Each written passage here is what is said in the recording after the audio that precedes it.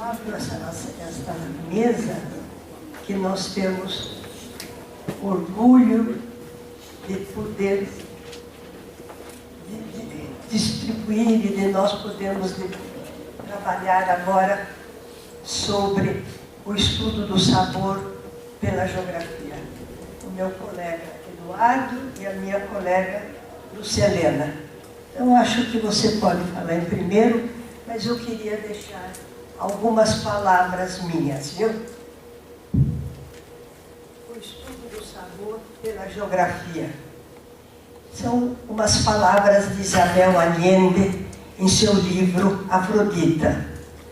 Apesar de los cúmulos de livros de cocina publicados anualmente, existe muito pouco escrito sobre o sentido del gusto, porque é quase tão difícil definir um sabor como um olor. Nós vamos discutir, mas nós vamos sempre ter dificuldade em definir o que é o sabor. São inúmeras as dimensões que compreendem o estudo do sabor pela geografia humanista.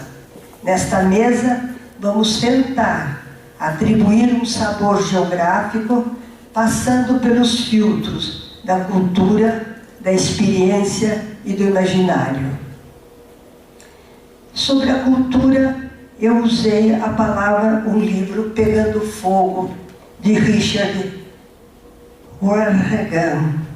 A cultura é o triunfo que permite aos humanos adaptarem-se e, comparadas ao percurso humano naquele período de 2 milhões de anos, as inovações culturais foram, em sua maioria, realmente recentes.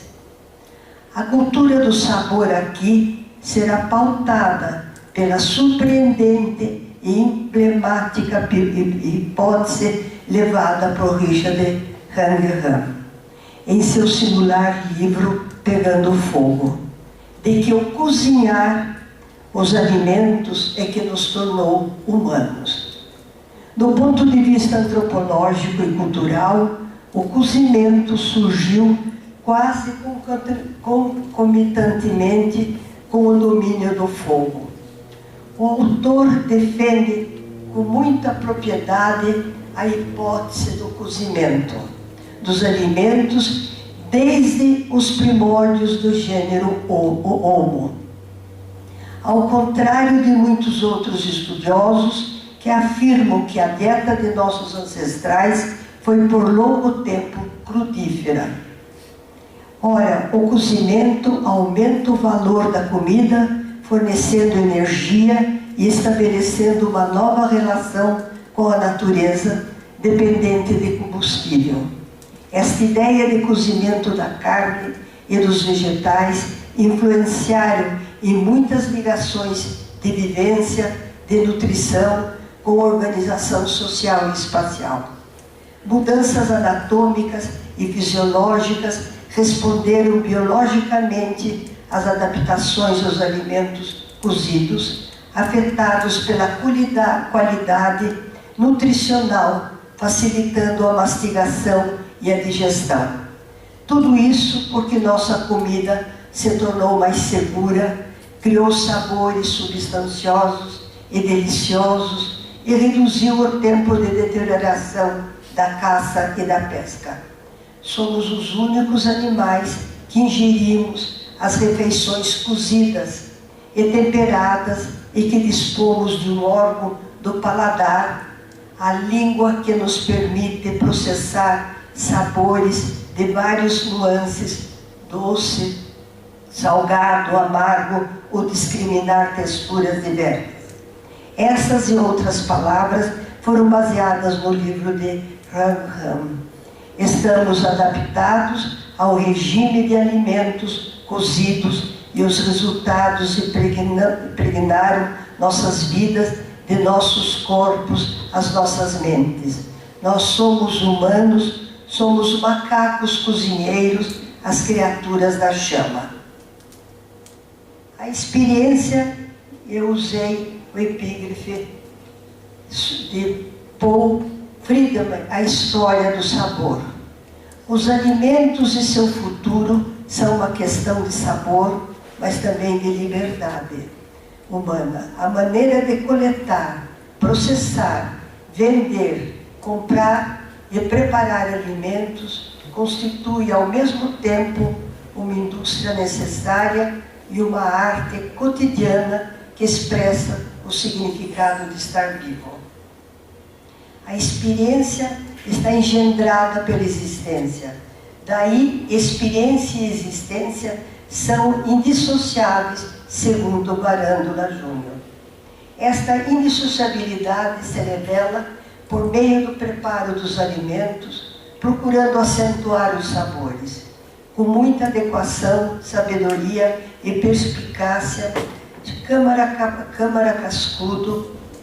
Lembra como a culinária de nossos ancestrais foram calcados em experiências ou intuições ou em ambas. Para o aquecimento dos alimentos foram usadas pedras quentes, fornos subterrâneos, assar no calor das brasas e flambadas ou coberta pelas cinzas do borralho. Uma crença antiga: comida de substância deve passar pelo fogo, afirmam os sertanejos brasileiros. A experiência gustativa envolve, além do sabor, o cheiro, o som e a cor. A experiência evoca a memória, o imaginário e a identidade. Transmite mediante linguagens, significados e símbolos as essências de vida e de permanência. A linguagem do sabor é conduzida pelo paladar dos alimentos. Os significados do sabor são exalados pelos aromas desprendidos das comidas e os símbolos do sabor chegam até nós pelo arranjo das cores e pela harmonia dos temperos. E como não dizer da experiência primeira da descoberta inesquecível do sabor doce do mel de abelhas, dos néctares das flores, do sabor salgados das carnes e hortaliças e das infusões quentes, saborosas, trazendo bem-estar. Quanto ao imaginário, eu usei uma epígrafe da nossa amiga Lucilena.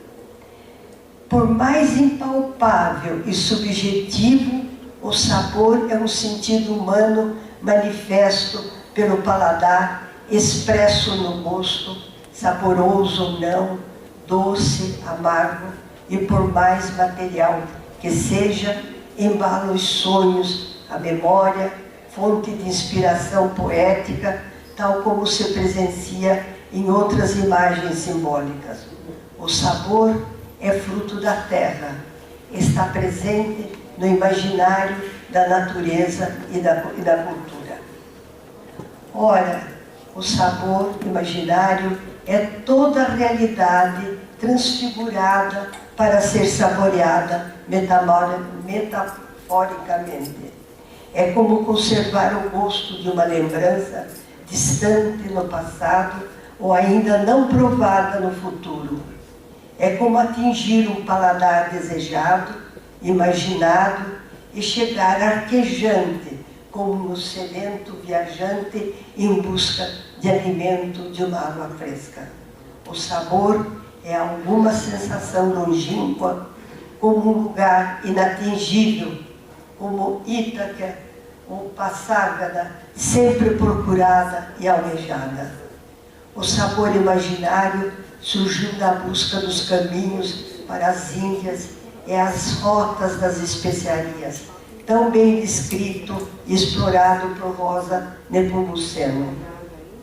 O Ocidente procura ouro, procurava ouro, pedras preciosas e principalmente os temperos necessários para conservar seus alimentos, para suportar os longos meses de inverno. Foram lutas e batalhas, revoltas e naufrágios para manter o leve trás de cheiros.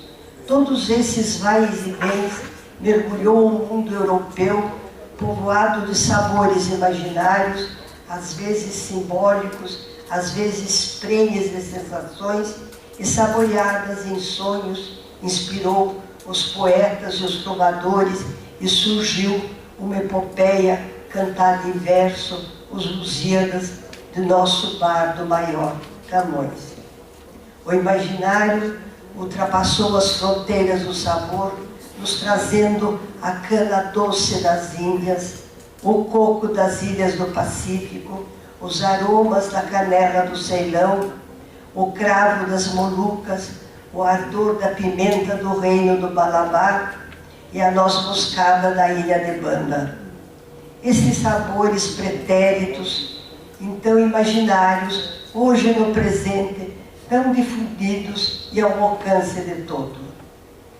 Qual é o sabor imaginário atual? Estão aí os famosos cozinheiros afirmando que a gastronomia é a oitava arte essencial desse prazer, que reside em todos os sentidos, a vista, o olfato, o tato, inclusive o ouvido. Pois na arte dos sabores se desvelam verdadeiras obras-primas e que exigem serem cultivadas como se cultiva um jardim de rosas cheirosas. Essas foram minhas palavras para a abertura do nosso seminário, da nossa mesa.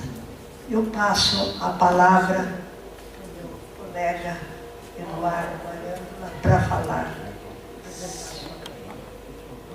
Obrigado, Lívia. Bom dia a todos.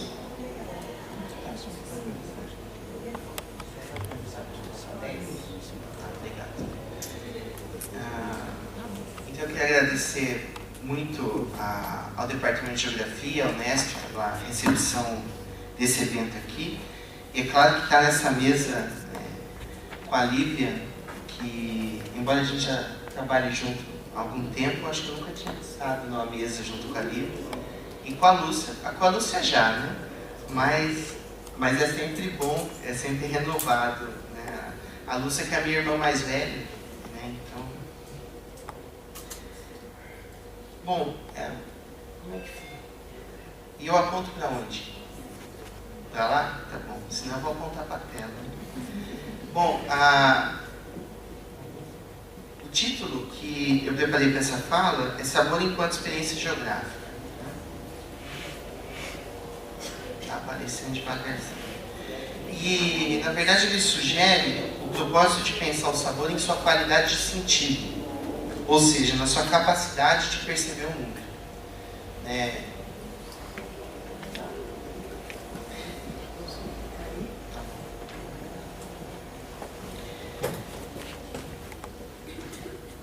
Então, a escolha desse título e essa orientação é uma menção ou um desejo de filiar essa fala, essa reflexão com a tradição dos perceptivos e cognitivos em geografia, né, que está sendo desenvolvida há muitos anos, mas também é um esforço de pensar a percepção humana no sentido filosófico, compreendendo os sentidos não apenas do ponto de vista psicológico e biológico, mas entendendo como órgãos epistemológicos do conhecimento de si e do mundo.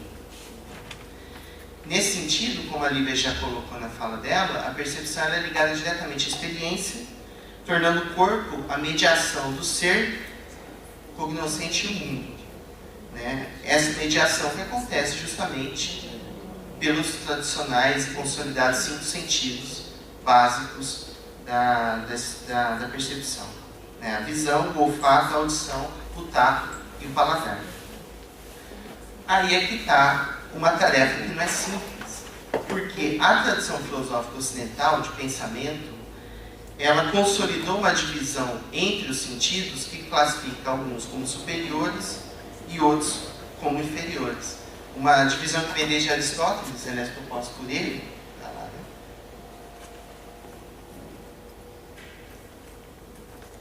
Ligar.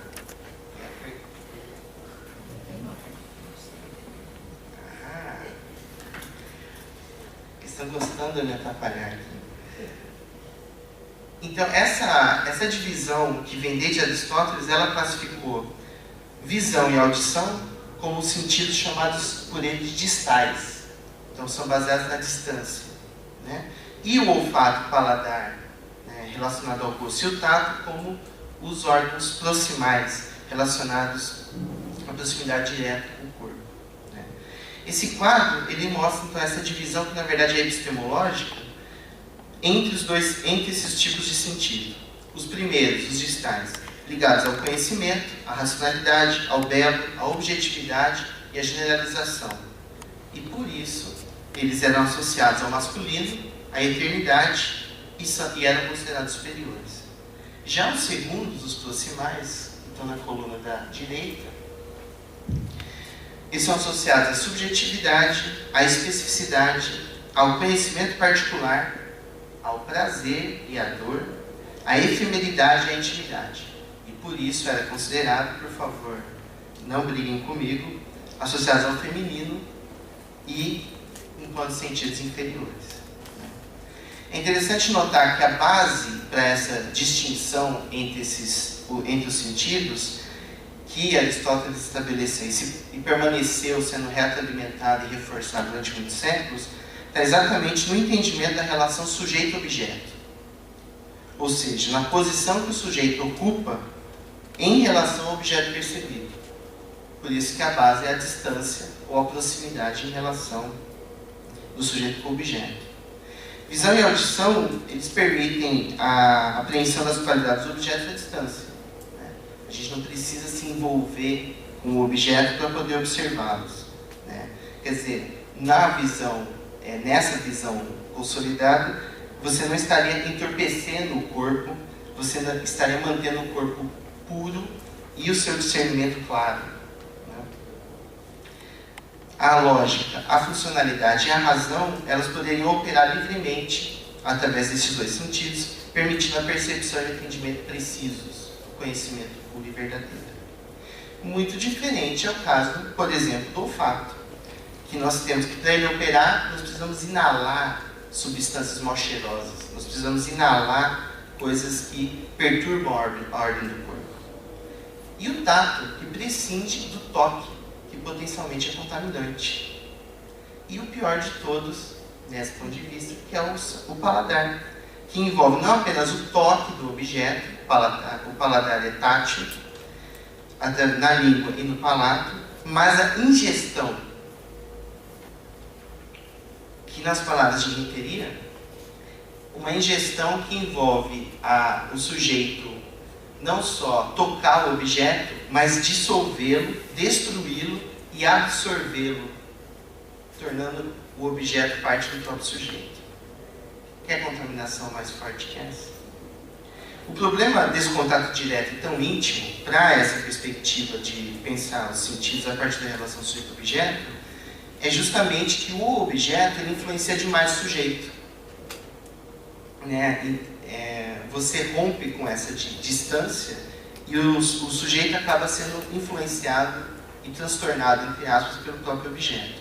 Então, se a visão e a audição são guiadas pelo discernimento e a curiosidade intelectual, o olfato, o paladar e o tato, eles são hedonistas, ou seja, eles proporcionam prazer e nós buscamos eles para derivar prazer. É claro que esse quadro muda, né, desde o século XVIII, principalmente com o desenvolvimento da gastronomia na França e a discussão filosófica que estendeu o sentido de gosto, que ele é essencialmente ligado à ideia do paladar, de sensação tátil, que é o seu sentido primeiro, para o seu sentido metafórico, que aí estende a discussão do gosto para a discussão estética, para a discussão das preferências, do belo,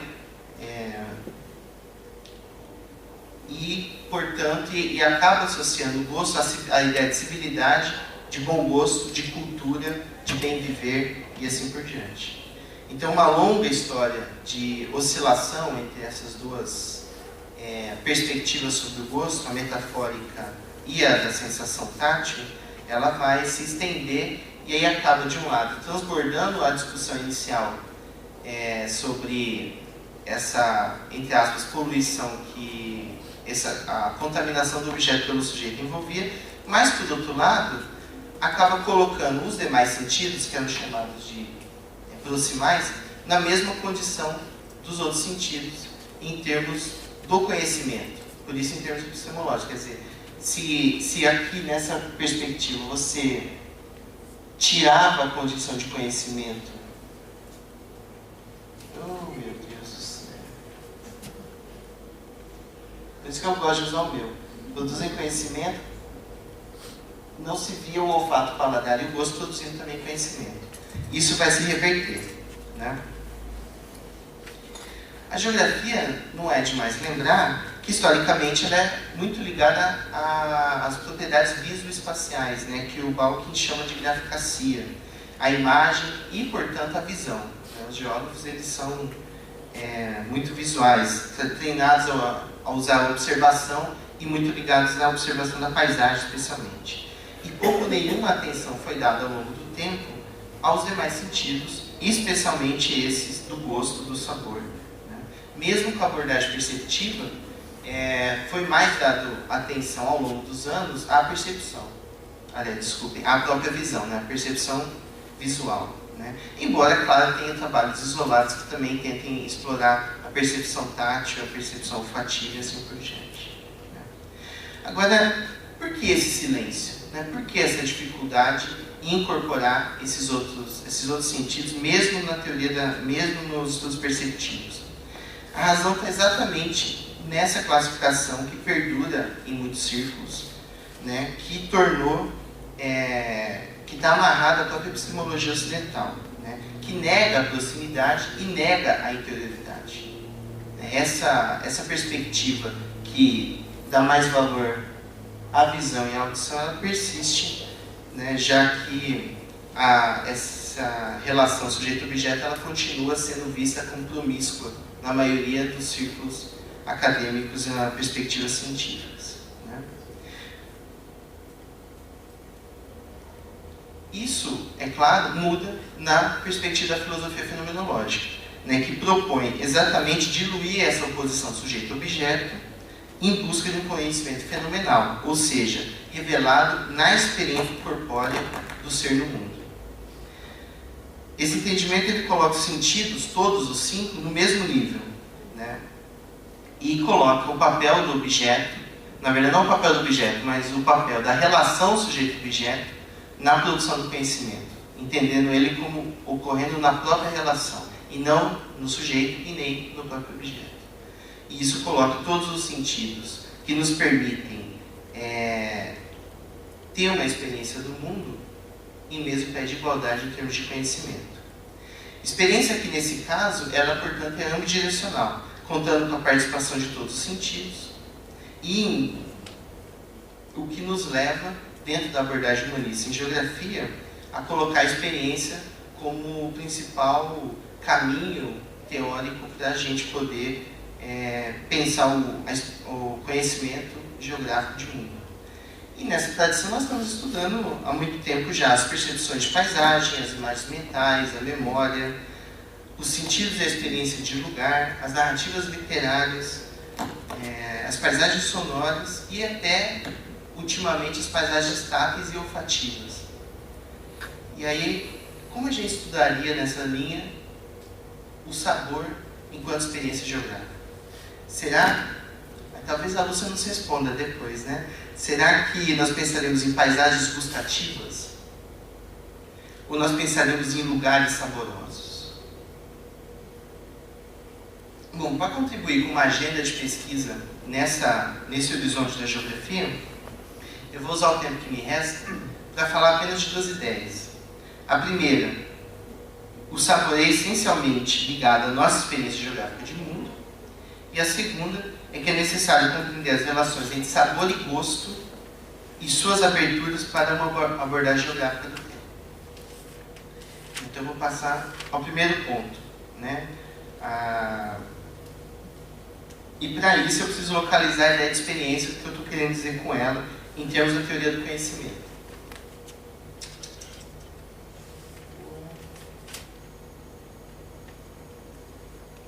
Está faltando coisa aqui. Então, Ó, ele está pulando, deixa eu falar. Experiência, ela vem do latim experire, né, e ela tem a mesma raiz das palavras experimento e também experto.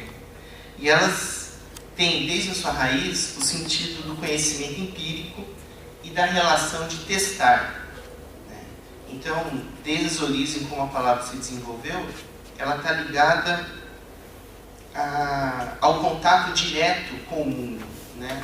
Contrapondo, portanto, com o conhecimento ideal ou racionalista e naquele conhecimento que a gente adquire estando no mundo, ou seja, no cotidiano, na relação. Eu conheço o que é copo, não porque tem uma ideia de copo preconcebida, mas pelo uso que a gente faz desde criança do próprio copo. Né? Tem até um sentido que é muito interessante, que é conhecimento ou habilidade adquirida a partir da observação ou de passar por acontecimentos específicos. E também é interessante que experto, ele era um adjetivo que significava ter experiência de algo, né? Ou formado pela experiência, e que só se tornou substantivo depois, muito mais recentemente no século XIX. Então, quando nós estamos pensando em teoria do conhecimento, a experiência é justamente se refere ao conhecimento adquirido na empiria, no contato direto com o mundo, contrapondo-se às abordagens racionalistas ou idealistas. Já em termos fenomenológicos, a gente poderia dizer que é o contato direto da consciência corporificada com o mundo.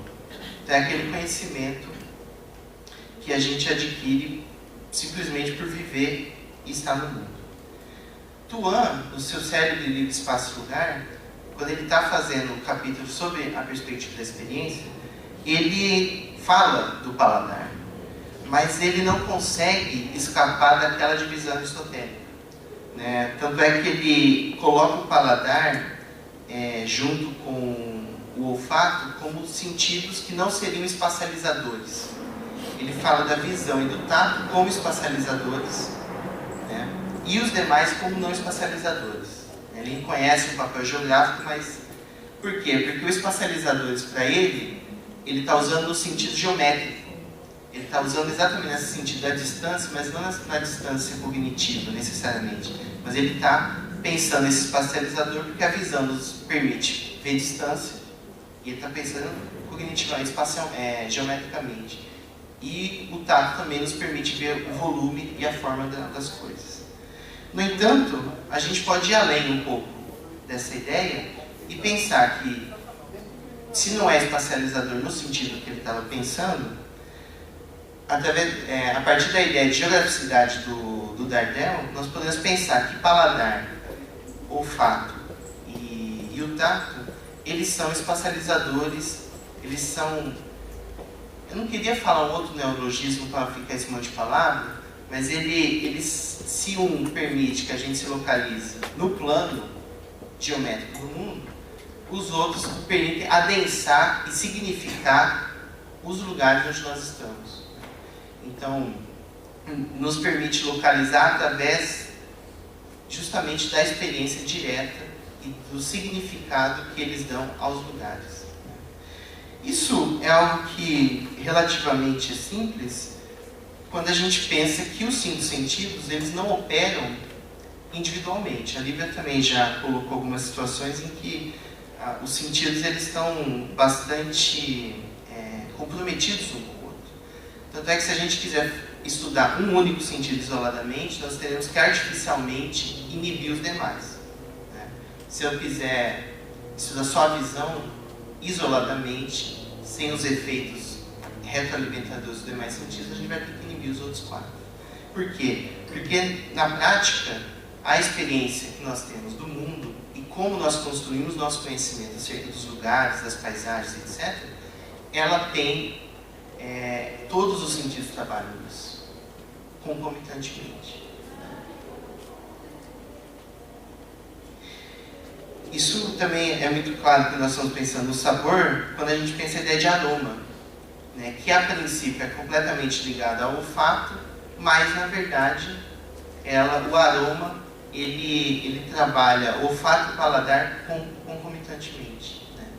Nós sentir o aroma já é também você sentir o paladar. sabor, na verdade. Isso nos coloca aquela questão clássica. Tem outra coisa relacionada ao paladar que também é interessante, que a princípio a gente tira a visão do paladar, mas quem que não cresce o olho, né, diante de uma mesa bem arrumada? Isso eu falei jocosamente, mas na verdade o sabor, a disposição dos alimentos à mesa e a forma como se prepara e se apresenta, ela é parte essencial, né, do sabor. Então a gente relaciona visão, tato, olfato, textura e assim por diante. Mas isso eu vou falar um pouco mais no item seguinte. A problemática central clássica que se coloca nesse caminho de reflexão nós percebemos os dados dos sentidos ou nós percebemos as coisas materiais nelas mesmas, em si mesmas. No caso interno, nós percebemos os sabores diretamente ou estamos aprendendo o gosto de forma mediada pela cultura, que nós aprendemos a gostar de certas coisas, né? Até hoje as pessoas se espantam e não se conformam dando comer feijão. Por quê? Como que um brasileiro não come feijão?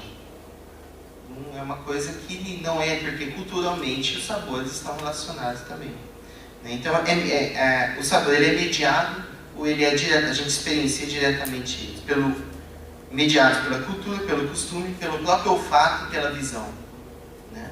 Quem já não pegou alguma coisa na vitrine de uma padaria e quando pôs na boca se arrependeu? Mas o que eu busco, na verdade, a gente não é de forma alguma resolver esse problema, mas é uma posição intermediária, né? Quer dizer, que vê os dados dos sentidos e as coisas materiais como os indissociáveis. Em outras palavras, é um pouco fugir da questão se nós temos que analisar a fisiologia do sabor e é nela que está o conhecimento, ou se é só na mediação da cultura que, então, se você é ensinado a comer tal coisa, você vai gostar e vai ter uma certa perspectiva sobre ele. Então, é procurar um ponto intermediário disso, né? E para isso eu acho que a gente precisa chegar e refletir um pouco sobre exatamente a relação ou as relações entre as ideias de sabor e gosto, que elas vão aparecendo nas falas e nos textos, no cotidiano, de formas intercambiáveis, e pensar essa dissociação e essa relação intrínseca nos ajuda a pensar alguns dos sentidos que eles têm e rebatimentos para a própria experiência. Então assim eu passo para a segunda ideia que eu queria discutir. E para isso eu tenho que começar pelo paladar. Né? Obrigado. Dá tempo. O paladar, ele é o sentido gustativo dos sabores pela língua. Né? Embora ele não seja muito desenvolvido nos seres humanos, comparado com outros animais e comparado com os outros sentidos nossos, ele nos permite uma percepção específica, que é a gustativa, e nos oferece possibilidades de leitura de circunstâncias e formas. E comumente, infelizmente, é limitado à alimentação, mas ele é muito mais do que isso. Gosto e sabor, eles são os entes relacionados ao paladar, e esse é um dos slides que eu perdi aqui. Ó, perdi tudo. Não sei o que aconteceu, pulou os slides. Antes desse não tem texto? Não, pulou mesmo, pode ficar dando. Pode pôr no 3, por favor. Não, perdeu mesmo, não sei o que aconteceu. Perdeu uns negócios. Mas o que eu queria colocar, resumidamente, são algumas das origens, em todas as línguas, não é só no português, que gosto e paladar eles aparecem sempre muito próximos e com muita dificuldade para a gente diferenciá-los. Porque várias são as palavras que em várias línguas foram dando origem e foram agregando sentido ao que nós em português hoje chamamos de gosto e paladar. Então a gente pode citar taste, tangere, touch, uma infinidade de palavras em francês, em latim, em grego, em alemão, em italiano, que vão se juntar. Eu vou resumir com um sentido que não se diferencia, porque as origens da palavra que cai no gosto e no sabor são as mesmas e elas vão se retroalimentando. Então, quais são os sentidos principais que carregam essas palavras? É o sentido palativo, tátil, né, que vem de taste, tangere, o toque, o sentido aromático, na relação olfato-paladar, o sentido de escolhas, que aí entra o sentido metafórico de gosto, que vai adquirir o sentido de eu prefiro isso e você prefere aquilo, e o sentido de apreciação estética, né, que liga o sentido que é relacionado também ao sentido metafórico de gosto, que ele não se desprende do sentido tátil de gosto, ele também volta para alimentar esse sentido. E também um outro sentido que é o de saber, que é o conhecimento e entendimento correto, relacionado também à ideia de bom gosto. Então, quando nós pensamos todos esses sentidos, esses significados que estão envolvidos na ideia de gosto e de sabor, é que a gente chega a esse gráfico, que em termos da experiência geográfica, nós temos que pensar para entender gosto e sabor. Ao mesmo tempo, aí está a abordagem conjuntiva. Na percepção gustativa, que está baseada nesses 4 sabores básicos, né? O salgado, o doce, o ácido e o amargo, que claro que hoje em dia a gente consegue, os fisiologistas do gosto conseguem perceber e identificar várias nuances entre esse tetraedro básico. Conjuntamente ao discernimento estético, que ele está relacionado hoje ao sabor diretamente, não só de forma metafórica, ao aroma e ao toque. Tudo isso, ao mesmo tempo, está carregando a ideia de sabor e gosto e envolve a nossa experiência geográfica de mundo. Porque ela acontece não só nessa percepção direta que a gente tem dos nossos sentidos com o mundo, mas mediado pelas tradições, pela memória, pelos costumes e assim por diante.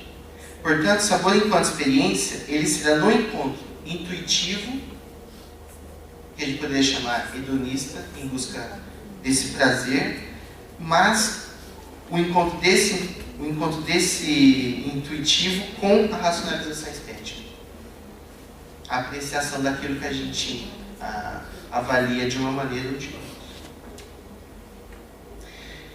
Para terminar, eu separei aqui 2 experiências literárias que, na verdade, eu até brinquei com a Janaína, eu disse que eu podia falar só as 2, só ler, e não precisava falar mais nada, né? Porque, na verdade, elas são tão completas e tão mais bem explicadas do que eu tentei fazer aqui, né? Mas, enfim. A primeira... Bom, primeiro, só para fixar 2 ideias, uma ideia. Não sei se eu deixei claro isso, mas para nós, hoje, podemos fazer um seminário sobre sabores geográficos aqui na Unesp de Rio Claro, em 2011, é necessário que nós admitamos um princípio hedonista para a ciência de um lado e para a geografia de outro.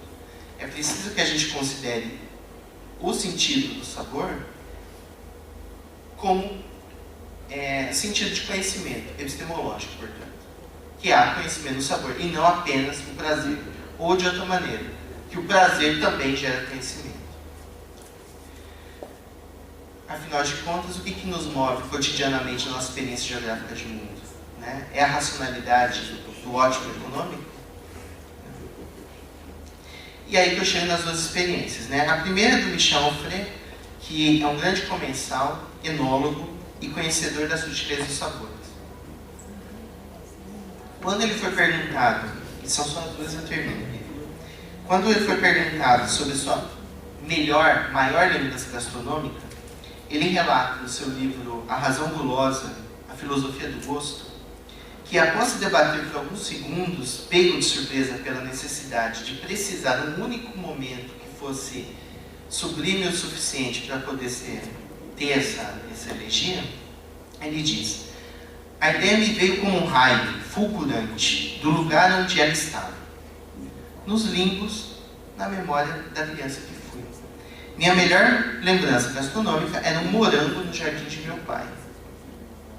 E a forma como ele descreve isso, para mim, é uma experiência geográfica. O dia fora quente, num verão. Os morangos estavam saturados desse calor que queima os frutos até o centro, onde são mornos. As folhas não bastam para fazer uma sombra que os projeta suficientemente. Arranquei um deles. Meu pai convidou-me a passá-lo na água, segundo sua expressão, para limpá-lo e refrescá-lo. O filete que descia da torneira estava gelado. Vinha das fontes que dormiam sobre os jardins. Quando pus o morango na boca, ele estava fresco na superfície.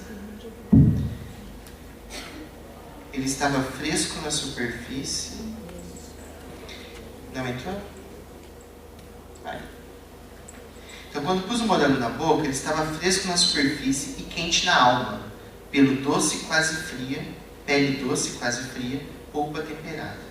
Esmagado sobre meu palato, ele se fez líquido e inundou a minha língua, minhas faces, e depois desceu para o fundo de minha garganta. Fechei os olhos.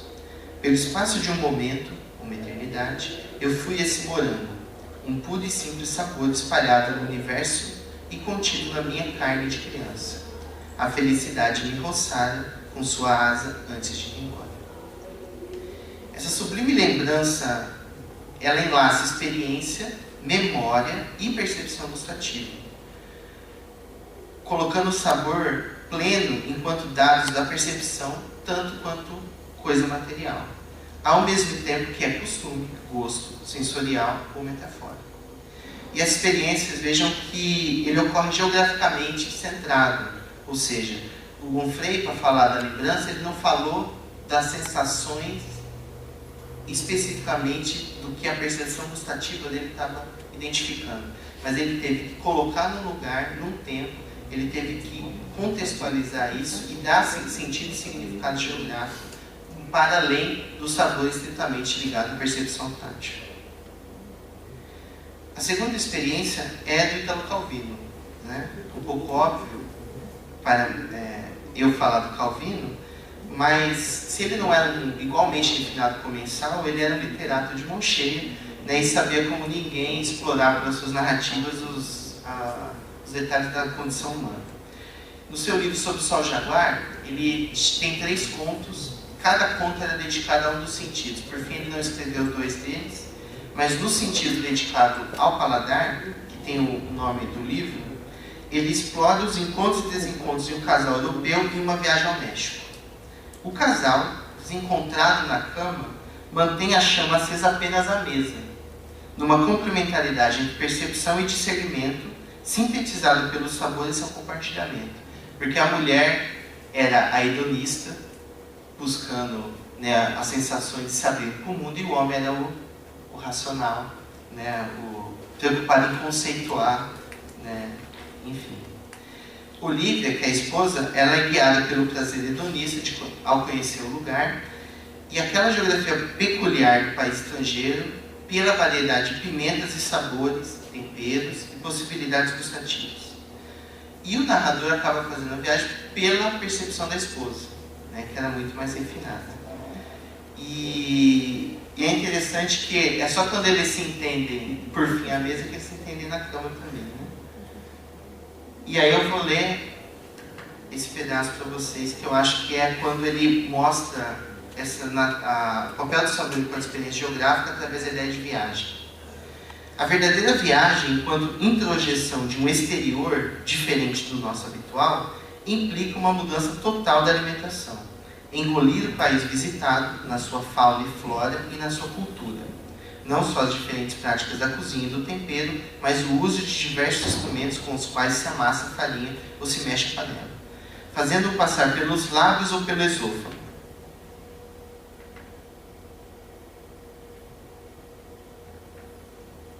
Este é o único modo de viajar que faz sentido hoje, quando tudo o que é visível pode ser visto pela televisão sem sair da poltrona de cada um.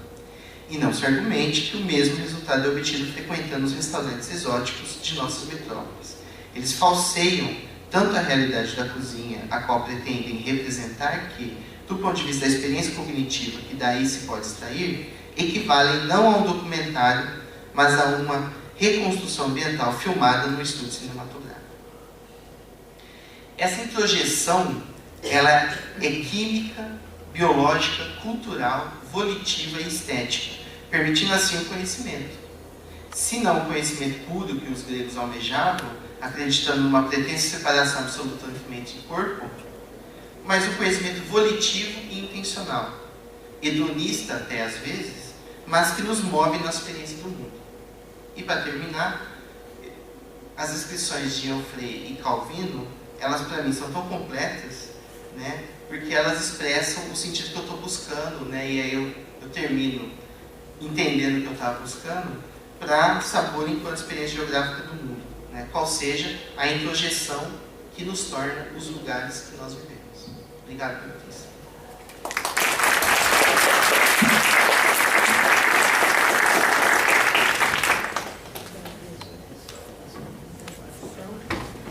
Agradeço essa belíssima aula sobre o sabor e passamos agora a palavra para a Lucilena.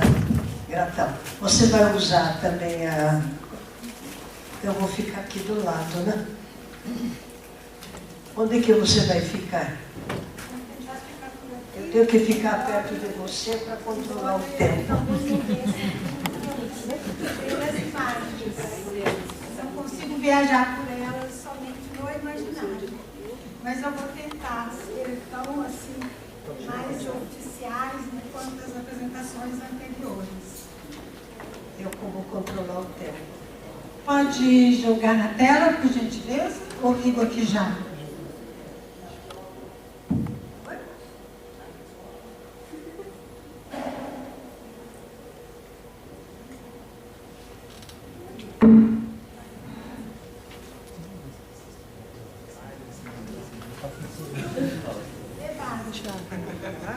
Como tudo que se refere ao imaginário, tudo pode acontecer, né? Então, quando se trata de imagens, elas podem explodir ou elas podem se disseminar por aí.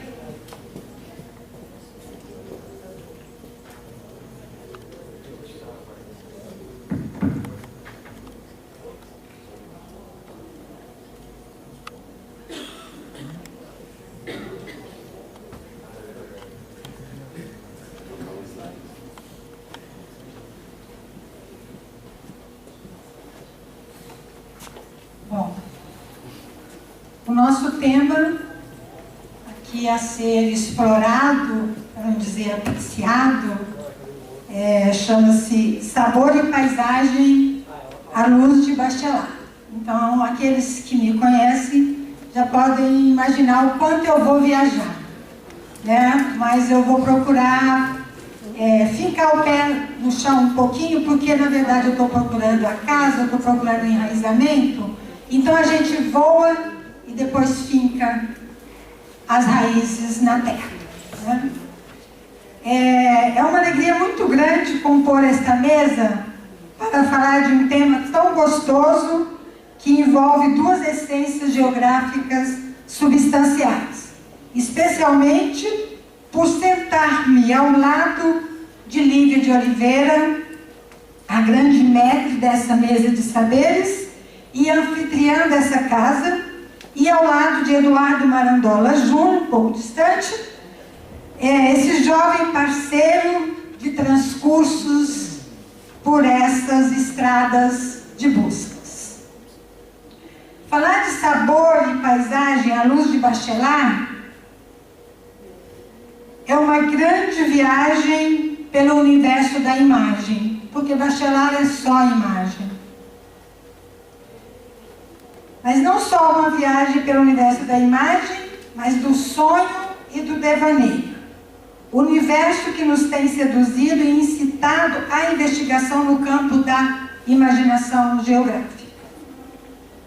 Campo que se apresenta com grande significação ontológica e cujo acesso se dá à luz da fenomenologia da imaginação poética, claro, de Bachelard. Começa com a poética do espaço.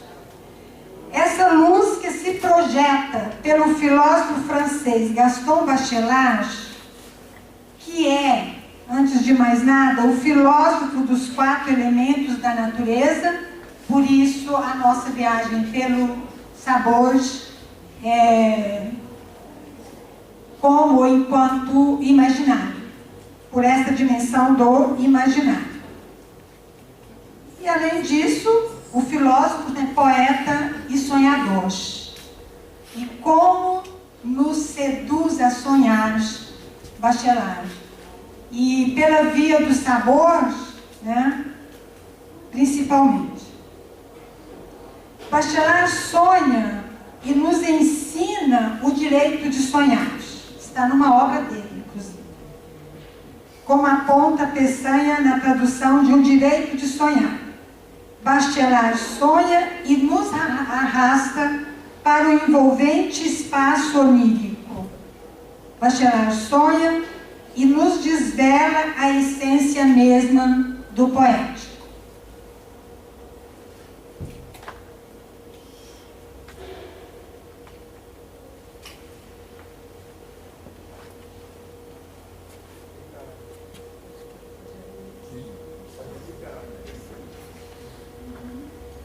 Então, essa é uma das nossas primeiras imagens, né? E até anotei ali o que o Eduardo disse, que a mesa posta, realmente ela nos seduz, né?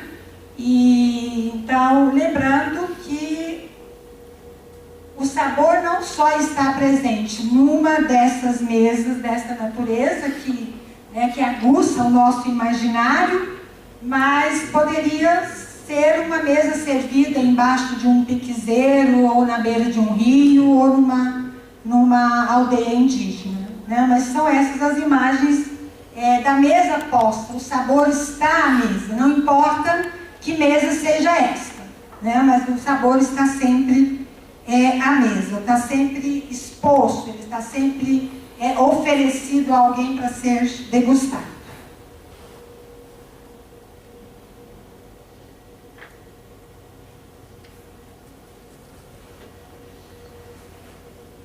Esta é uma outra mesa posta, né? E aí vamos observando essas imagens para ver o que a gente vai querer explorar dela ou tirar dela até o final.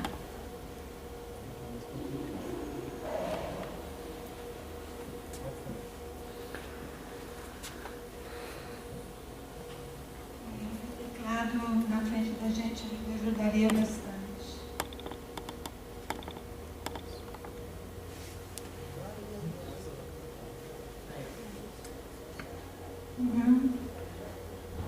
Poderíamos dar o nome à nossa exposição de A Mesa com Bachelard. Inspiração que vem de A Mesa com Monet, que é um livro lindo que nos inspirou para dizer que poderíamos chamar a mesa com esse nome. Na verdade, Bachelard e Monet, dois grandes sonhadores, porque Monet é um grande artista das imagens das águas, né? Um do lado da filosofia, dois assentos aí, e outro do lado da pintura. Dois grandes mestres da arte de sonhar e que influenciaram a preparação dessa exposição ou dessa mesa.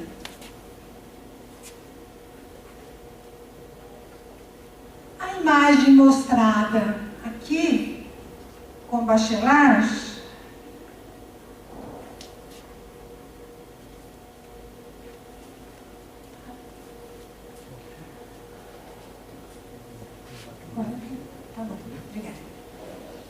Então, a imagem, a mesa com Bachelard, dispõe os três elementos ou alimentos essenciais que substanciam o sabor aqui a ser apreciado.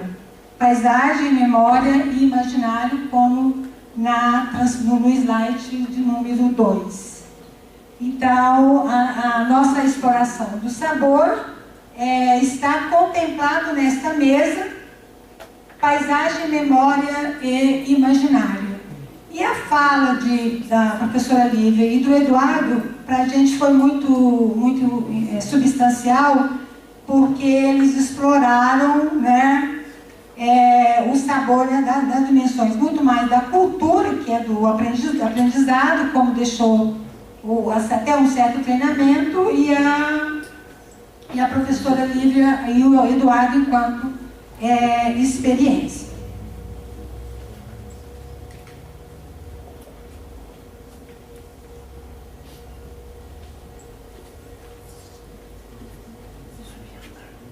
A paisagem se põe à mesa no prolongamento da natureza pela via da memória e do imaginário, passando então ao sentido de sabores. Como uma página escrita, impressa, que ao ser lida se desvela, ou no nosso sentido, saboreia. Então, enquanto vamos degustando o elemento ou o produto, porque eu trato muito mais do sabor enquanto elemento da natureza. E o que a professora Lívia explorou muito mais, o produto já pronto. A paisagem é saboreada pela via dos sentidos, da percepção e da imaginação. E o Eduardo mostrou muito bem como se dá essa mediação pela via da percepção dos sentidos, especialmente pela visão, como ele nos mostrou. A paisagem é, então, ao mesmo tempo, expressão e impressão. Por isso ele pode ser desvelado e, ao mesmo tempo, ele revela o que ele guarda. Porque ele tem suas mensagens.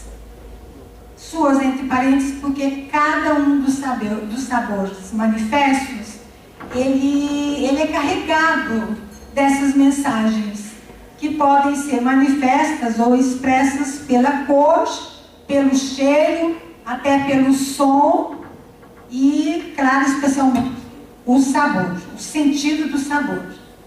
A paisagem se põe, então, se manifesta nas relações intersubjetivas. E aí a nossa dificuldade maior de trazer para o campo geográfico o sentido do sabor.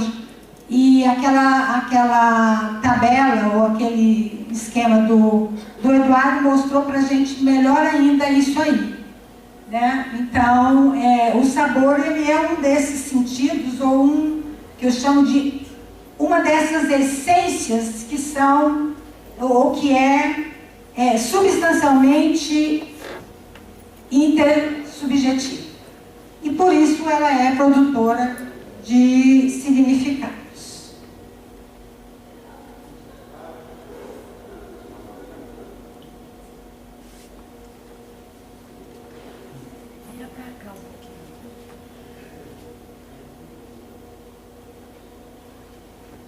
É melhor sentar lá. Posso sentar lá?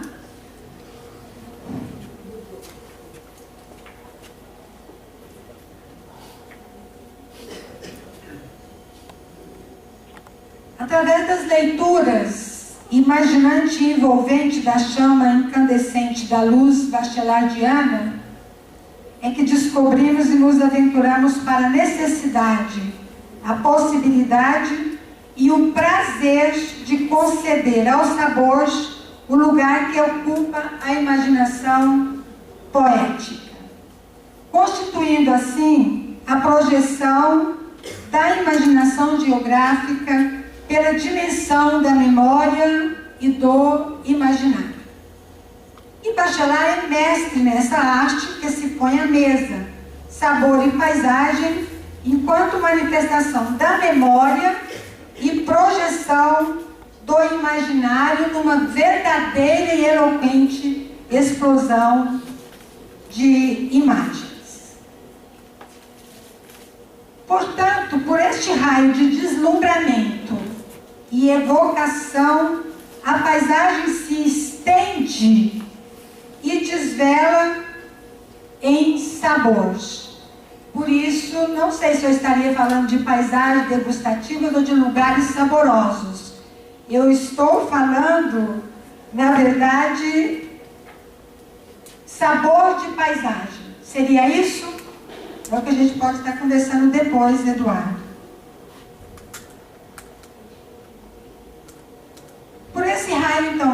deslumbramento e evocação, a paisagem se estende e desvela em sabores, revelando a essência e ser. E aí eu não sei se eu estou falando, na verdade, da paisagem ou do sabor, ou do grande mediador, que é o homem, que vou estar mostrando numa próxima imagem. É assim que Bachelard seduz e traduz o valor da imagem. E aqui no tocante aos sabores, uma imagem substancial de imbricamento e de ser. Uma imagem de enraizamento. Como diz Bachelard, o poeta não me confere o passado de sua imagem. E, no entanto, ela se enraiza imediatamente em mim. Então a imagem brota de mim. Declaração de Bachelard sobre a comunicabilidade de uma imagem singular, fato de grande significação ontológica.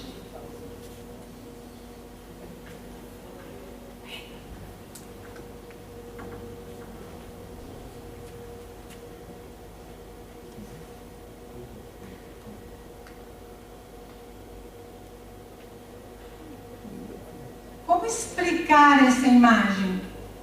Se é possível a explicação. Ou melhor, o que essa imagem nos desvela, o que ela nos revela. E quero dizer que essa é a imagem maior da nossa fala, pela extensão e prolongamento da paisagem, ou sabor e paisagem.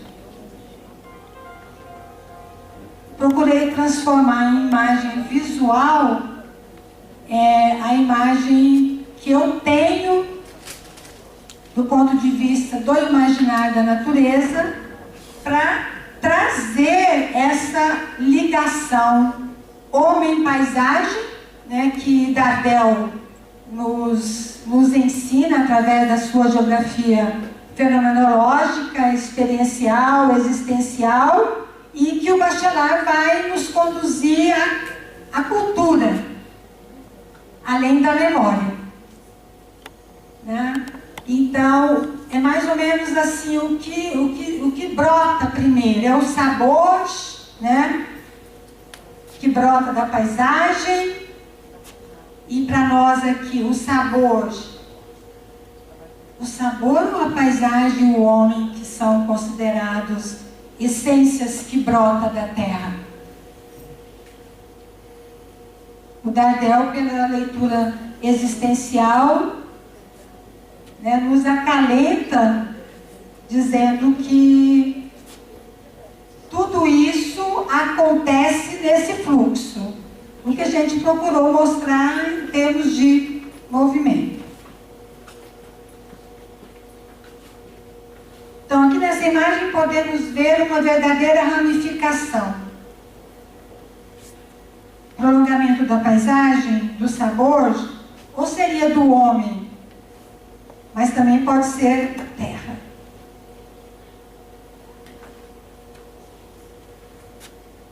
Aqui está uma outra imagem que vai além da ramificação anterior. Uma ligação essencial da geografia. Paisagem, lugar e o espaço telúrico, que Dardel também nos contempla com um belo capítulo, e que mostra mais uma vez aquela nossa pergunta: o espaço é essência de paisagem ou prolongamento do telúrico?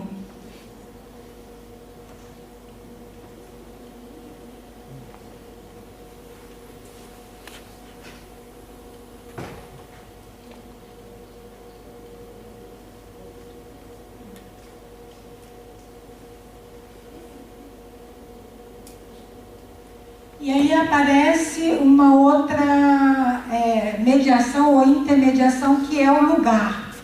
Né? Como o lugar também se revela no sabor ou pelos sabores. Né? Quanto prolongamento e extensão da paisagem, e enquanto prolongamento ou enraizamento com o espaço telúrico. Que são essências que a gente está jogando, né? Não estou aqui trabalhando cada um dessas essências ou desses conceitos, mas procurando, né, colocá-los todos à mesa para buscar o que a gente está buscando, compreender o sabor no campo geográfico. Não sei se enquanto paladar ou gosto, como o Eduardo já nos incitou aqui a nossa reflexão. Então, nesta imagem aparece uma ligação existencial, que era que a gente já fez referência ao que Dardel nos ensina pela sua geografia fenomenológica. Tudo isso em laços e entrelaços no ser homem. E isso só nos é posto à mesa pela arte da fenomenologia que Bachelard projeta no campo da filosofia e que Dardel funda no campo da geografia.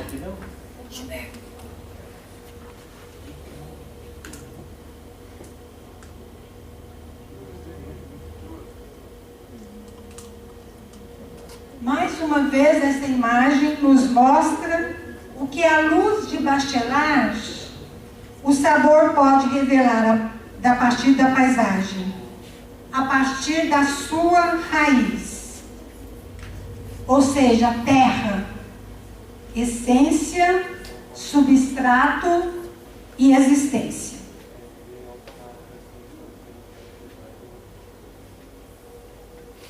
Ou seja, o sabor guarda ou resguarda tudo isso que é a paisagem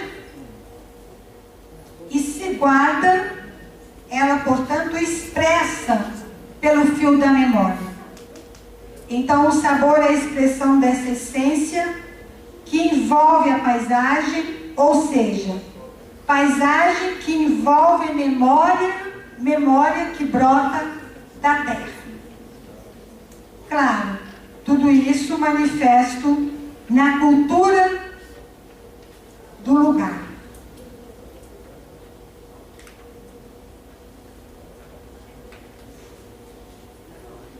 Que sentido é esse capaz de conduzir de volta à casa? E de onde estamos partindo? O trabalho de Bachelard, o Devaneio do Repouso, ele vai nos conduzir a essa reflexão. E é a partir desta obra que procuramos enveredar-se ainda por esse campo que ainda nos é fascinante, mas que merece um grande aprofundamento ou uma grande degustação. Mas é o nosso desafio, né? O sabor é capaz de nos conduzir ou de nos enlevar e levar a casa primeira ou a casa onírica. Que casa é essa, senão a terra?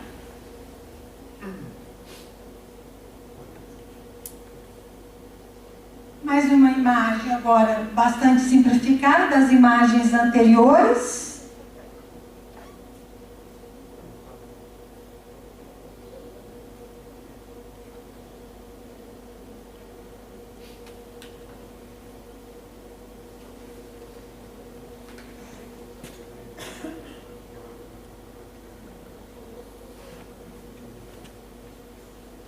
Então essa escrita apenas para fazermos essa ligação com a viagem que eu falei no início, que seria uma viagem pelo universo do imaginário.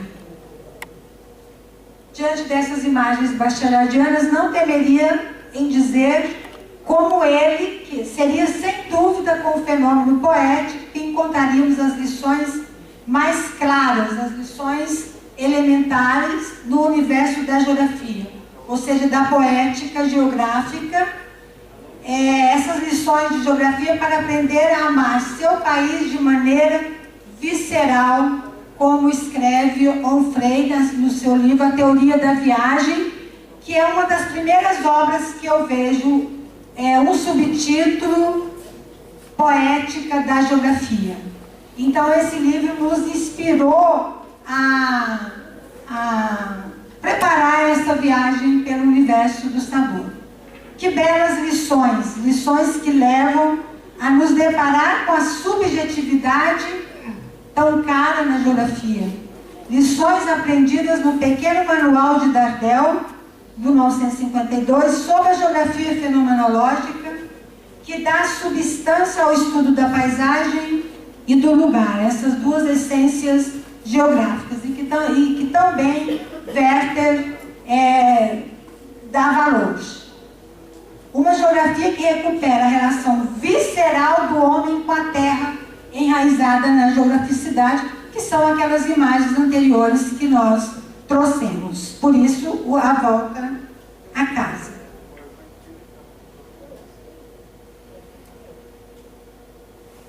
Imaginamos então o sabor nessa escrita de Dardel, ou seja, aquele nosso ensejo que seria transportar-nos do sabor à volta ao lugar ou à casa. E não estamos falando da casa da lembrança. Eduardo lembrou isso um pouco em alguma citação dele. E Bachelard, no Devaneio do Repouso, vai nos conduzir a isso. De que várias casas da rua, quando se evoca a casa natal, a casa da intimidade absoluta, a casa onde se adquiriu o sentido da intimidade, e o sabor seria talvez essa mediação dessa intimidade. Essa casa está distante, está perdida, não habitamos mais. Temos certeza, infelizmente, de que nunca mais habitaremos. Então ela é mais que uma lembrança, mais que um prazer, no sentido que o Eduardo já comentou. É uma casa de sonhos, a nossa casa onírica. Habitar oniricamente é mais do que habitar pela lembrança. A casa onírica é um tema mais profundo que a casa natal. Então eu não volto ao Cerrado ou volto a Goiânia só em busca da minha casa natal. Corresponde a uma necessidade mais remota. A casa da lembrança, a casa natal, é construída sobre a cripta da casa onírica.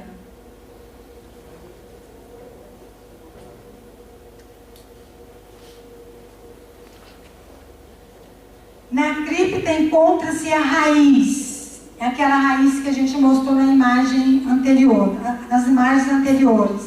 O apego, os laços, que Tuan trata no seu livro Topofilia, que na verdade o Bachelard também já trata na Poética do Espaço.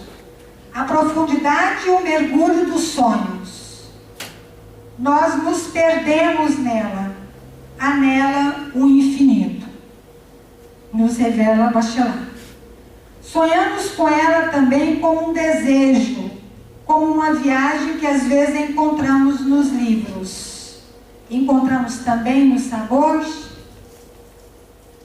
Ao invés de sonhar com o que foi, sonhamos com o que deveria ter sido, com o que teria estabilizado para sempre nossos devaneios, na Poética do Devaneio de Bachelard.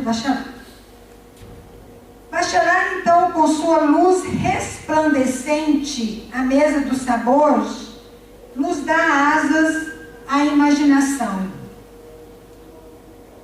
E é esse o nosso desafio. Um filósofo do imaginário depara-se igualmente com o problema da volta à Terra, que é uma outra dimensão. Volta à Terra Mater. E Cora Coralina tem dois pontos, duas escritas lindas sobre isso, que é o Cântico da Terra e o Cântico da Volta. Não vai dar para a gente ler aqui, mas no finalzinho, lá em qualquer uma outra hora, talvez, né? Obrigada.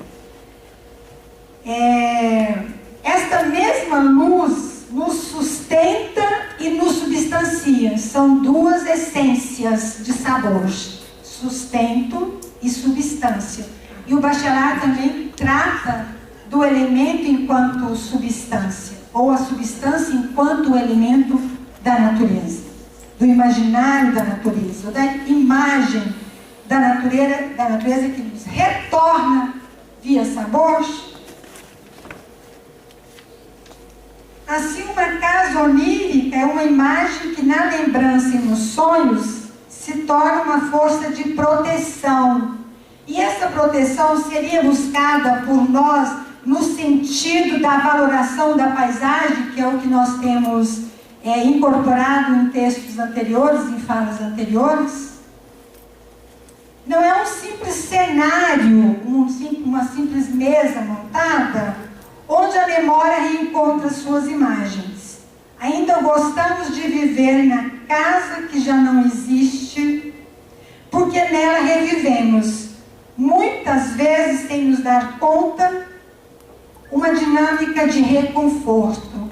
Quem não quer voltar à casa, ao reconforto, à cozinha da casa? Saborosa. Bachelard, filósofo sonhador, talvez por isso tenha nos indicado esse tema da mesa, nos conduz ao imaginário do sabor através de suas imagens poéticas, porque assim que descobrimos Bachelard, pelas suas experiências imaginárias materiais concretas. São suas experiências materiais que nos dão sustentação e firmeza em lidar com os sabores, a sua luz.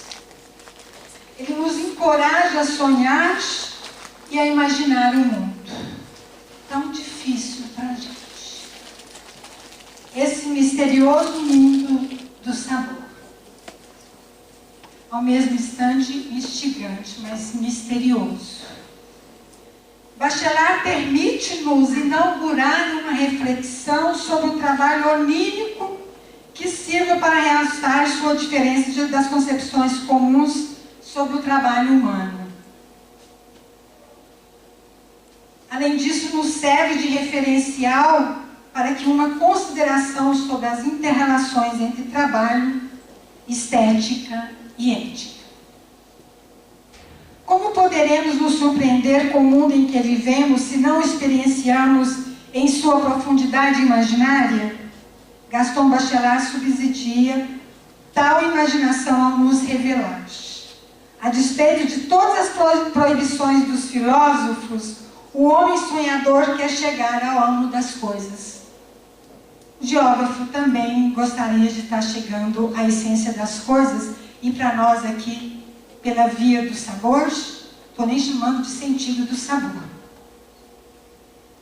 Bachelard considera que o filosofar jamais deixa de trabalhar sobre experiências culturais e individuais primeiras.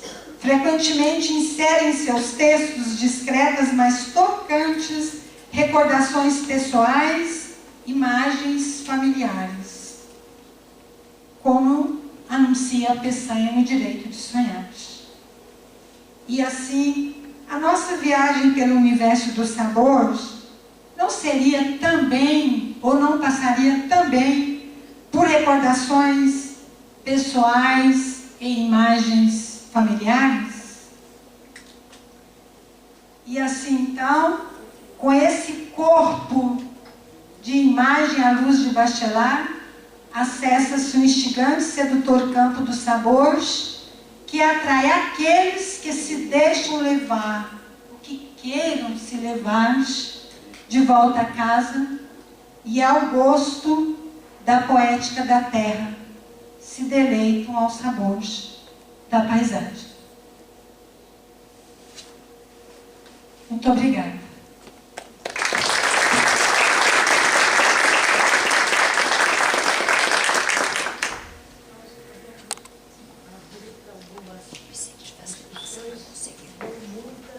Não muitas, porque nós temos que voltar à tarde.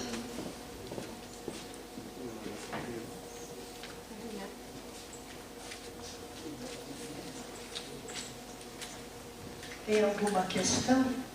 Alguma indagação?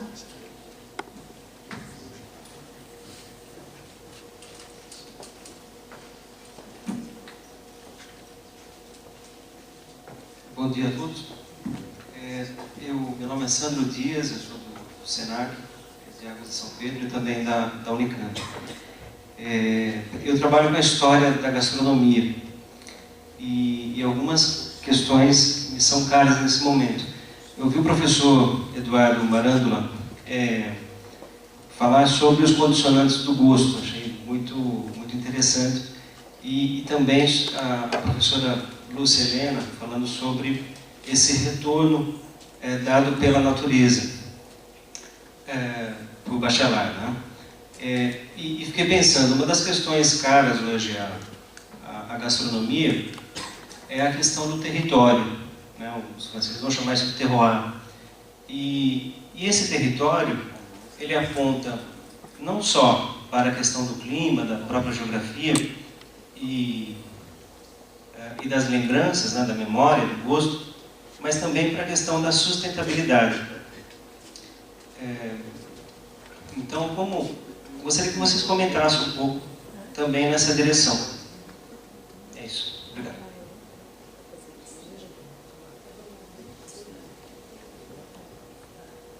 Vai fazer conjunto? Vamos ver todas as questões e depois as respostas vão ser dadas.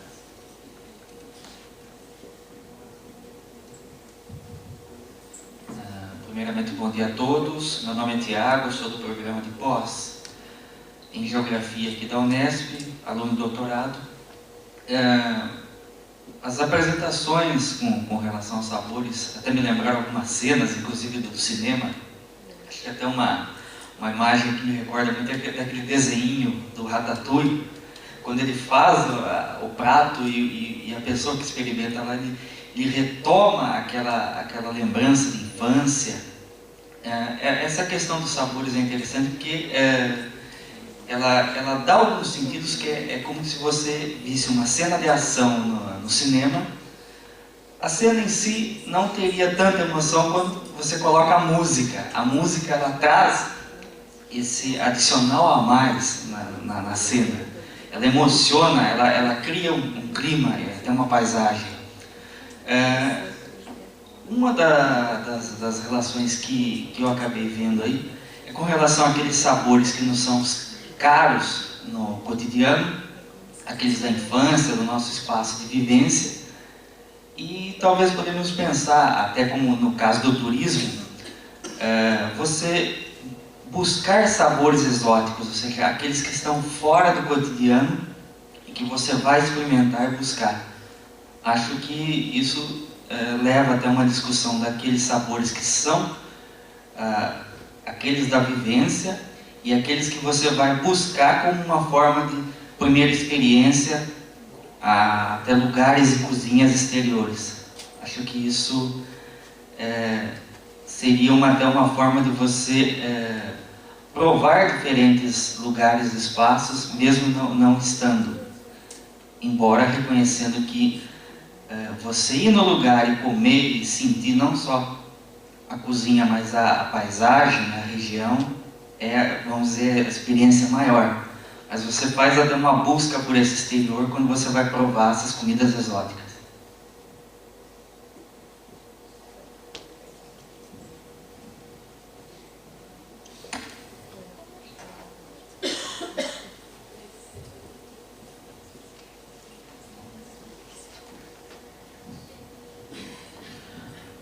Bom dia. Ai, nossa. Precisaria nem do microfone, né? Bom, é um prazer estar aqui. Sou Afonso, professor da Centro Universitário Fundação Santo André. A gente viajou, e os meus filhos aí, para vir assistir vocês. E um tema tão diferenciado, tão ímpar, né? E no meu doutorado eu trabalhei com paisagens simbólicas e numa epígrafe que eu fiz, eu resgato a história da jabuticaba na minha vida, porque jabuticaba para mim é a minha infância de mineiro, né?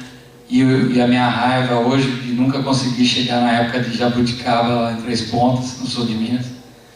E como que isso é forte na minha lembrança, né, da minha mineiridade, apesar de ter sido criado em São Paulo, na região metropolitana de Santo André, desde os 2 anos de idade.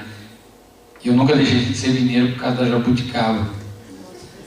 E depois a Pitanga. A Pitanga também teve um papel no meu... porque eu morava numa área urbana, mas uma feliz oportunidade de morar numa casa que tinha uma pitangueira, e ela tinha um papel muito importante da minha juventude, né?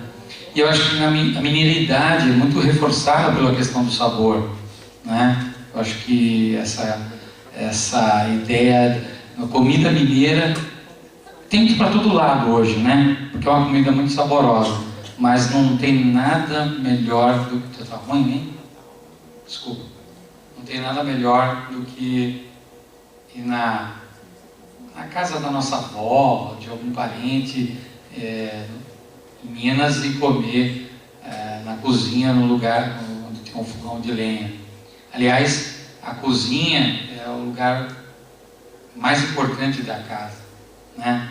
Eu lembro de fazer pamonha, todo mundo, cada um faz uma parte da pamonha, né? De ralar, outro descascar, preparar lá enfim, e leva um tempão para a gente comer. A coisa do slow food, né? Aliás, tem uma campanha agora, né? Que é essa coisa da comida feita com prazer, com sabor, a manutenção desse sabor, né? Que o fast food elimina completamente. Então, eu acho que a ideia do colega que fala do turismo também é importante. A gente está montando um roteiro novo de ecoturismo, é uma das áreas que eu tenho pesquisado, é o turismo, lá no sul de Minas, em Luminárias, e vai ter um papel importantíssimo na viagem, uma parada debaixo de um pé de goiabeira para comer, uma jararaca na cheadeira, que é uma linguiça que fazem na pedra lá. Então no roteiro tem várias coisas ligadas às frutas do cerrado, e agregando valor até à experiência de visitação daquele lugar, né? Então a importância, né, e o desconhecimento que a gente tem do papel, a gente sabe que isso tem, todo mundo vai ter alguma coisa de comer ligada à comida, que vai te remeter para algum lugar, né? Oniricamente ou até fisicamente, fisiologicamente. Mas e isso, a importância disso, inclusive no trabalho de desenvolvimento eu quero valorizar uma paisagem através do turismo e tal, como que o sabor pode facilitar isso.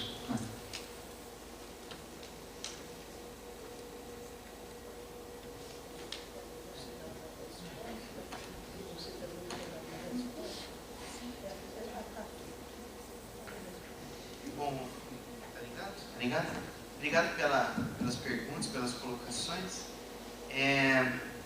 Sandro, você falou que você é historiador. Você é um dos poucos, então, né? Porque é um campo do conhecimento que está muito aberto ainda, né? E tem muitas dificuldades de conseguir informações, principalmente... à tarde, na verdade, as 3 colocações, eu acho que vai ter muita continuidade na mesa da tarde, né? Que vão tocar alguns desses temas de maneira um pouco mais direta, né? Mas o que eu queria comentar, em geral, sobre as colocações, a primeira é que, de fato, o sabor ele amplia, né, digamos assim, a noção de experiência, que a gente já trabalha há algum tempo, em geral, nessa nossa cultura do visual.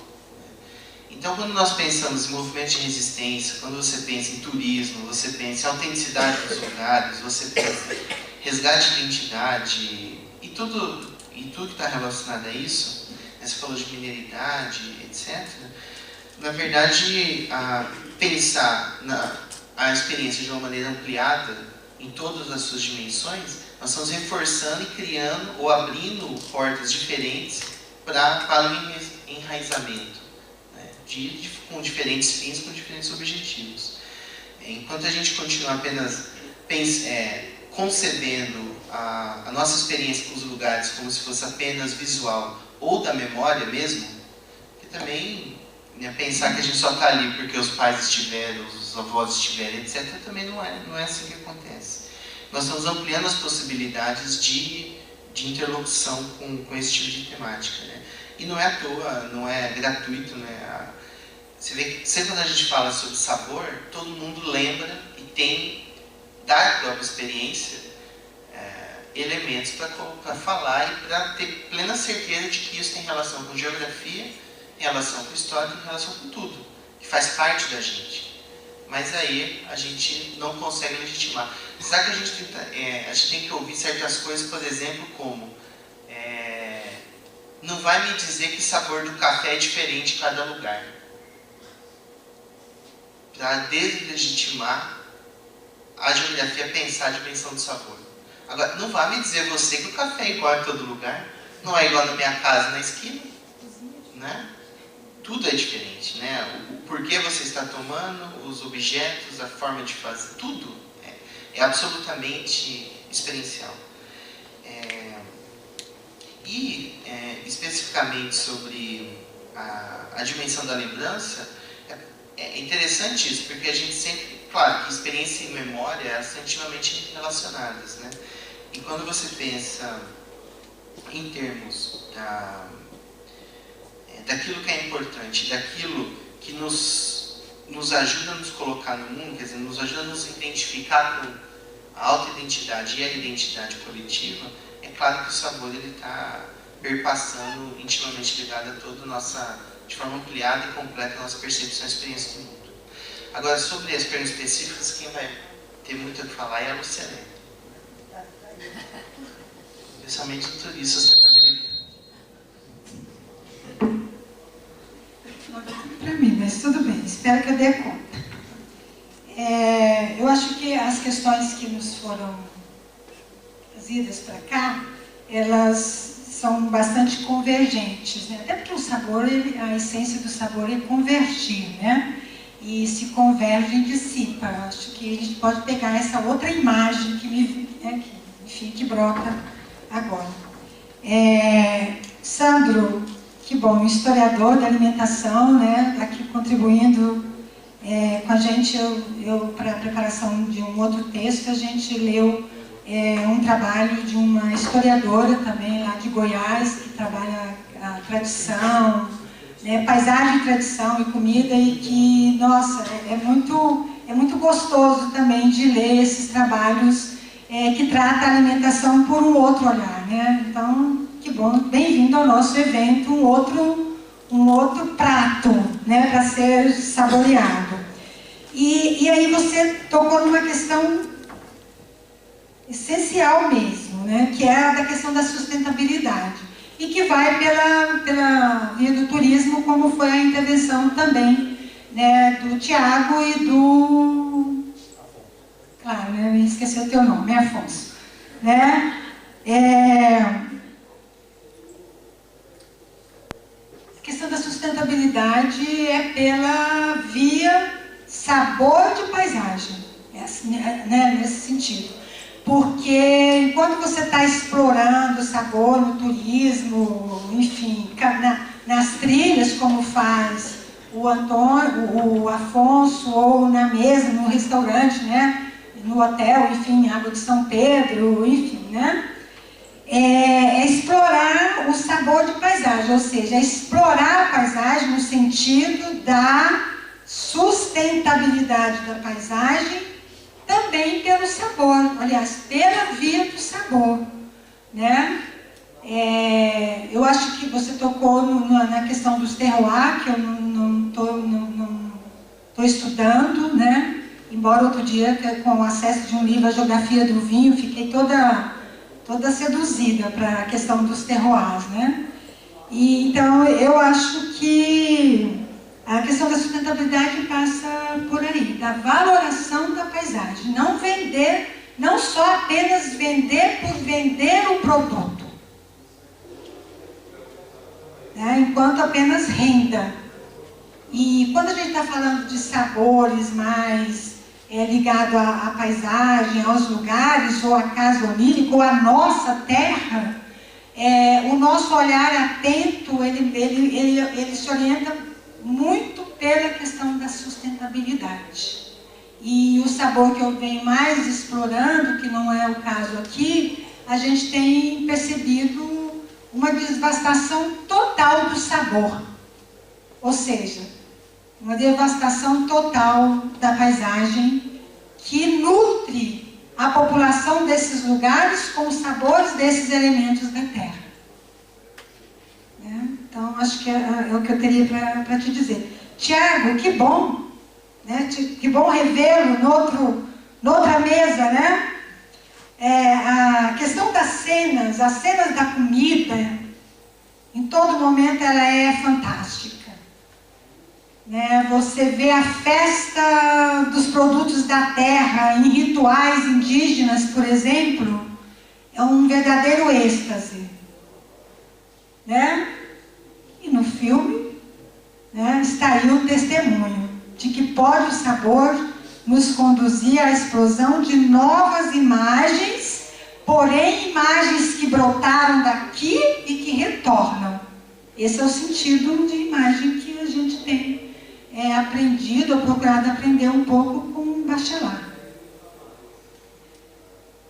E a música você tocou, né, como eu disse assim, uma coisa é você estar sentado numa mesa de sabor com rap, não tem nada contra as questões, as dimensões da música, né, e uma outra mesa lá com, né, sei lá, né, violino, enfim. Então a música, ela climatiza, né, Hugo? Esse espaço aqui, quando chegou o Hugo, a gente comentou, falou, está todo climatizado, né, porque tinha uma música que tinha a ver com o lugar. Então, acho que é isso mesmo, e por isso a gente se emociona. Se quer nos emocionar, coloca uma música de fundo, e vamos comer os sabores da terra. Não precisa necessariamente comer, porque eu não como nem todos os frutos da terra, e nem por isso não vou deixá-los de dar valor, ou de dar valor a eles, porque é eles que sustentam essa paisagem e as pessoas desse lugar, enquanto moradores dessa casa onírica. Então, eu não posso apenas dar valor e substanciar o produto que eu dele preciso para me alimentar. O corpo físico, mas eu vou precisar dele também para alimentar a minha alma. Afonso, né? Estou terminando. Sim, e aí a sua fala nos conduz a isso mesmo, né? Do que a gente está querendo trabalhar, que é o imaginário. E o filme que você traz, ele toca na imagem. Muito mais do que o do produto. Né? O produto é menos tátil do que a imagem, e aí quando entra a música. Né? Nossa, a gente come com todos os sentidos. Ou melhor, a gente degusta por todas as vias possíveis que incorporam o homem. Ou a paisagem. As jabuticabeiras, né? As pitangas e tudo, a cozinha da avó, que a gente já teve a oportunidade de conversar muito sobre isso, né? E o teu trabalho, as suas trilhas lá pelo sul de Minas, são caminhos não só experienciais, existenciais e imaginários, né? Pelo que a gente já tem visto do teu trabalho. E é isso mesmo, o turismo, a gente já teve a oportunidade de apresentar alguns pratos pequenos em eventos de turismo, e a gente tem levado a questão dos ecos da cultura, né, e a questão da sustentabilidade. A gente está sempre dizendo que o turismo só tem sentido pela valoração da paisagem. É isso. Obrigada. Para terminar, porque o meu interesse no sabor. Não enxergo muito bem, preciso usar o óculos, então tenho problema. Uso o aparelho porque estou surda. O que sobrou foi o sabor. E o meu sabor continua excelente. Você que saiba disso. Eu sou capaz de pegar uma receita, comer uma comida e separar na minha boca, na minha língua e saber o que foi feito. Eu não preciso pedir receitas. Eu consigo repetir o que eu comi em qualquer lugar do mundo que eu tenho andado. E por isso eu sempre tive esta atração tremenda pelo sabor, por ter um sentido aguçado que eu tenho e que continuo tendo por toda a minha vida, espero. Então, muito obrigada por vocês estarem aqui e voltamos à tarde, às 2 horas, para continuar o nosso saboreio de tudo o que vai ser apresentado. Muito obrigada pela presença.